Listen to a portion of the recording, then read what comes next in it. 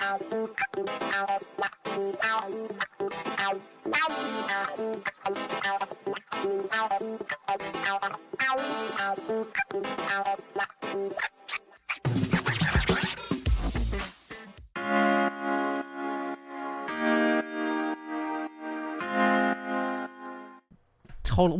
the pants are both very tight, and they obviously both swing left, which is an amazing segue to our guest, Steve Pierson. That is. Oh, God. Very smooth. I explained the process about John Fugelsang, about getting his whole package in those pants. It's scaffolding. There is it's frangula with gaffer tape. There is a pulley system that Hal operates. It's really... These road shows are not easy, Chris. No, okay. they're not. Steve Pierson from Swing Left. Yes. Podcast. It sounds like you had yes. an eventful weekend. Yes. We did. Good morning, Steve, of the Swinging of the Left. Hello. Stephanie, how are you? I am good. Well, listen, we asked you off air because everybody, right, wants to know when they talk to organizers like you and activists. They're like, how do you think about Virginia? It's what everyone said to us about the recall. What do you think about this? Yeah. And Chris and I were like, we worked with Larry Elder. No! Don't do it. Democrats, wake up. Yeah. Right. But anyway, how are you feeling about Virginia? Well, I'm honestly feeling like everyone needs to keep making calls, and everyone needs to help, do what they can to make sure we win there. The polls are tight, honestly, but they're within like the margin of error. So that means like when you have a couple of points in one direction or the other, those are what we call field margins. Those are kind of margins where when people get involved and make phone calls there and donate a little bit, and or if you're in the area, can even go out and safely knock on some doors, you will have an impact on this election. Yeah. You can really make the difference. Steve, you can't say that enough. By the way, Chuck Todd was off and it doesn't matter. I sometimes, and I'm just in a state, Steve, I will say that I would like to shove Andrew Mitchell up Chuck Todd's ass. But listen, that's only when I'm cranky, I've been flying, I didn't sleep. That's fair, I think. Yeah. But if you watched Meet the Press yesterday, Biden's already lost the base. Right. He's lost the... Really? Wait, what? I mean, it's just all of this, they call I know, but why would you Democratic watch Meet the infighting. Press I mean, anyway? I think this is, you're going to see when we get stuff done, numbers are going to change. But I'm sorry, what did you say? I was just agreeing with you about Meet the Press. I mean, and a lot of the mainstream media does have they love the Dems in disarray. Yeah. They love the what's the message that's going to resonate. They love honing in on that. But you played a quote from Pelosi as we were coming into this. Don't bet against her. Don't bet against the work that we're doing right now. And Virginia is our opportunity to show the Republicans that we have not gone anywhere, that we are united and strong and motivated, and we know what the stakes are, not just for Virginia, which is incredibly important that we hold on to that state, but also heading into the midterms. Well, yeah, and Steve, you're right. The mainstream media does not help. I said this every week. If you watch Meet the Press, we've already lost the 22 midterms. We might as well just all forget it. I mean, it is amazing the voter suppression in a way that the media does, with the constant Democrats in disarray, Biden in crisis. And meanwhile, on the other side, we're talking about lunatics that tried to overthrow the government of the United States that are just terrorists of every kind, economic, actual terrorists. I mean, and they are acting like they've already won in 2022, aren't they? Well, they're acting like that because they are successfully in Republican-held legislatures passing voter suppression laws, cheating, and making sure that Democrats aren't able to vote.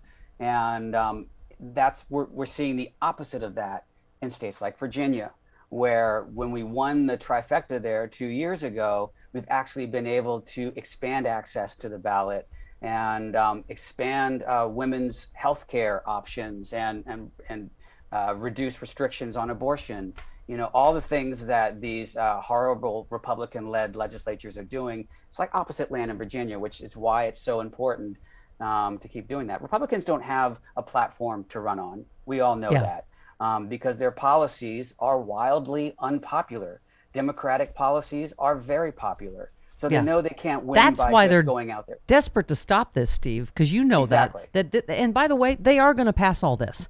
And all of these things are wildly popular, you're right, in polling with the American people. That's why they're desperate. But you brought up voting, Steve. So we were just talking about this earlier and wanted to get your take. Sometime this fall, Senate Democrats will bring a second major voting rights legislation to the floor, the John Lewis Act, which would restore sections of the Voting Rights Act that was gutted, right, by the Supreme Court. If Senate Republicans filibuster the bill, as they're almost certain to do, it'll be the fourth time they've done so with voting rights legislation, and will provoke a decision from Senate Democrats on whether to finally, right, change or reform the filibuster. The new refrain they're saying is restoration, which I think is good. Chuck Schumer said the Senate needs to be restored to the stature of the world's greatest deliberative body. Steve, it was not designed for a minority veto over, what 75% of Americans want. Joe Biden, finally, that was big, came out in support of filibuster changes. You saw, and he said, and maybe more, he said at the CNN town hall event. He noted he can't push for it while Democrats are still wrangling over infrastructure and budget reconciliation, lest he lose at least 3 votes. Instead, it appears the final showdown over the filibuster will wait for the completion of Biden's economic agenda, and then he'll bring up the John Lewis Act. So what happens then? So that's when they're going to try to make the case to Manchin Cinema. Look, this is not working. Obviously, the voting bill that Joe Manchin did got 0 Republican votes that he promised was going to get Republican votes, right? It didn't even get the chance to have any votes on it. The vote was just to have debate on it, and they didn't even want to talk about it. So that shows you how deep they are into suppressing our votes. Right. And someone pointed out, the filibuster's been changed many times, more than 150 times, Steve, including ending the talking filibuster, dropping the threshold to end a filibuster from 67 votes to 60, creating carve-outs for budget bills, executive branch, judicial nominations. I thought Angus King said the best thing. He said, we in this body, perhaps more than anyone else in the country, have the power to change direction, to pull our country back from the brink, to begin the work of restoring our democracy as we did in the Revolution, the Civil War, and the civil rights struggles of 60 years ago, first by simply telling the truth and then by enacting a set of basic protections of the sacred right to vote. So, go ahead. No, really powerful statement from Senator King, and also notably someone who was opposed to getting rid of the filibuster until recently, and has now come around and especially around this issue of voting rights. So, you're right. We are being co-opted by a minority rule. And think about this, even getting rid of the filibuster, if we were able to just get rid of that and had a simple majority vote, we are still being ruled by a minority. I mean, we need to pass DC statehood. Yes. The fact that the Dakotas get 4 senators and California only gets 2. Exactly. Different rules, Steve. I'm so sick of it. They make it sound like DC and Puerto Rico, that's so radical. It's like, you did it. Why do you think we have, exactly like you said, like 2 Dakotas? Right. Yeah, exactly. So it's not... as my 9-year-old neighbor would say, it's not fair, but that's the system that's set up right now. You're talking our language in California. 40 million of us have 2 senators, right? I mean, it's insane. Yeah, it's very frustrating, but I do see some hope on the voting rights and at least a carve out for the filibuster in this, because this was Manchin's compromise. So as much as he doesn't want to compromise on the filibuster, he had said that he could get 10 Republicans on this, as we talked about, zero Republicans. So, this is a big moment. It's a huge moment for our democracy, and we're under attack. Our voters are being suppressed. Our very agency to participate as citizens is being diminished by the Republicans because they have no other path to winning. And this can't stand. And even Democrats like Joe Manchin, I think, believe that for this moment. So, Steve, one thing I brought up, I don't know, maybe bizarre idea, but I just, what occurred to me too, is there is another way around all this: vote by mail. I was saying about the number of states, even Republican states like Utah that have had vote by mail for years. I mean, that was one of the things that I think was such a great thing about this election, is because it enabled more people to vote, pandemic or not. It should not be so hard to vote. I think everyone should be able to vote by mail. I mean, again, it would depend, obviously. It didn't used to be partisan. Utah and, Oregon have vote by mail, have always had vote by mail. Wouldn't that be a way around this? And more states just enact vote by mail, that everybody gets to vote by mail. Absolutely. I mean, we have it statewide here in California now. And, it used to be Republicans really championed vote by mail because it was harder for their older base of voters to get out to the polls, and it made sure that, those votes returned tended to skew Republican.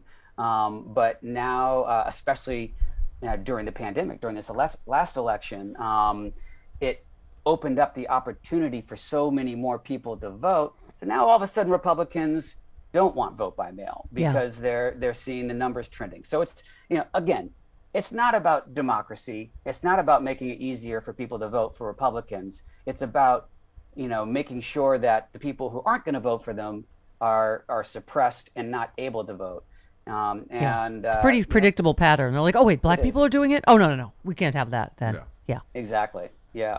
Well, I mean, I thought that's a way around it. If states, I mean, I don't, and they keep saying we don't want federal government intrusion in this, right? If states just say we're a vote by mail state, I mean, like, there's nothing they can do about it with their voter suppression bills, And I was saying, I think it's the most secure. When I got my ballot, Steve, they have my address, they have my driver's license number. I wouldn't get a ballot. You're already. I don't understand what, and I know you're right. That's what they were saying to Trump, and that's what may have affected 2020. Is they're like, shut up about vote by mail not being, because a lot of our voters vote by mail. So, we can have to hope that he keeps blocking his own voters, right? Yeah. Well, yes, and I hope he keeps doing that. Yes. I think the more he rails on about the fraud and how the elections are flawed and all that, I really do think that's going to help us. It helped us. It helped us get Georgia, I think, Steve. And it's like, I'm like, good. Yes, you need to really get to the bottom of 2020 or do not vote in 22 or 24. That is the best advice he's ever given, Steve. Yeah. Don't vote in 2024 if you're a QAnon conspiracy hate mongering Republican. Go ahead and sit that one out. I'm okay with that. Let's start our own crazy conspiracy theories about why they shouldn't vote. Okay. All right, Steve. Great stuff. Great work as always. Really doing the Lord's work out there on just organizing the podcast. It is Swing Left is the podcast. How do we find you? Well, swingleft.org/podcast is the easiest way to find the show, or anywhere else you listen to podcasts. But I do want to encourage people to go to swingleft.org/action and make those phone calls to Virginia. Jump in and find something to do, because it is tight, and every call, everything you do will make a difference. And wouldn't that be nice to help make a difference in our democracy right now when our democracy is under attack? Hanging by a thread. I want to give a shout out to, I jumped into one of our local group meetings on a Zoom, and one of your listeners was on there and said that they heard about Swing Left from when I was on your show. And they joined the group, and they've got this great community now. And he was organizing and writing letters and making phone calls. And so we did this together. Thank you so much. The Steph Head Army, the sexy liberal army, is fearsome. They're fearsome. Right. All right. Thank you, honey. And we'll see you again soon as we roll along toward 22. Okay.